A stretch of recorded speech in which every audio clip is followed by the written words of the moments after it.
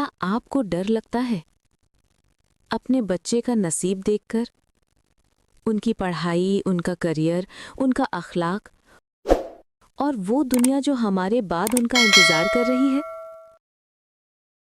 हम उन्हें दुनिया की हर लग्जरी देना चाहते हैं, लेकिन क्या हम उन्हें वो ईमान दे पा रहे हैं जो उन्हें दुनिया और आखिरत में कामयाब करे?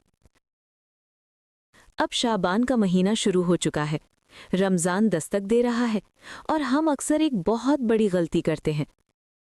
हम अल्लाह से अपने बच्चों के लिए मांगते तो बहुत कुछ है, मगर शायद उन कीमती लम्हात में उनके साथ मिलकर मांगना भूल जाते हैं।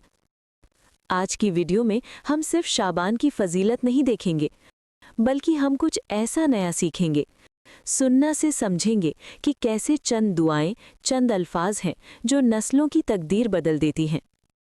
अगर आप वाकई चाहते हैं कि इस साल आपका बच्चा अल्लाह का बंदा बन जाए, तो ये अगले चंद मिनट आपकी ज़िंदगी के सबसे अहम मिनट हो सकते हैं।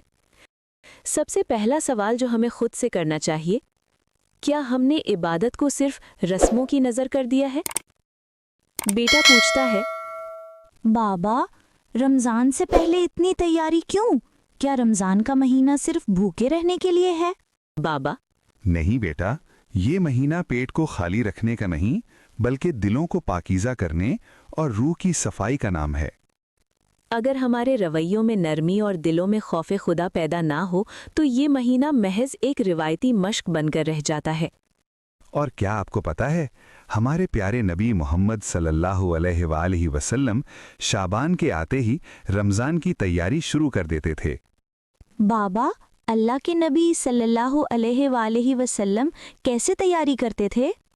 बेटा, सहाबा फरमाते हैं कि नबी सल्लल्लाहु अलैहि वसल्लम शाबान के महीने में इतने रोज़े रखते कि हमें लगता कि शायद अब आप रोज़े रखते ही जाएंगे।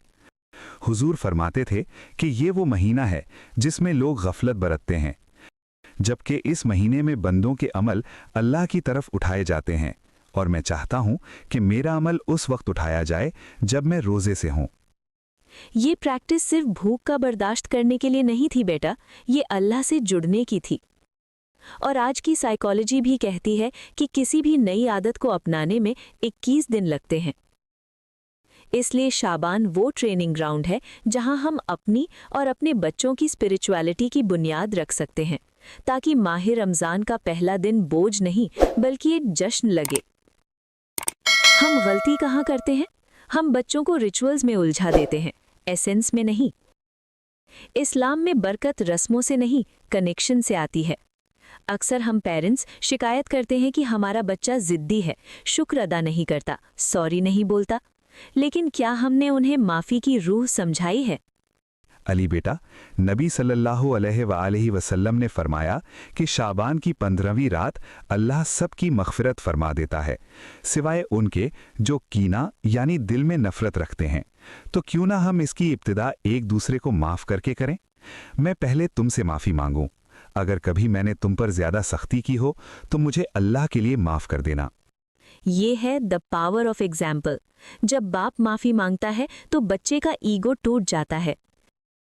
तो क्यों ना हम भी इस महीने को फैमिली फॉरगिवनेस मंथ बनाएं, एक दूसरे का हाथ पकड़कर माफ़ी मांगे, ताकि जब हम रमज़ान में हाथ उठाएं तो हमारा दिल शीशे की तरह साफ हो।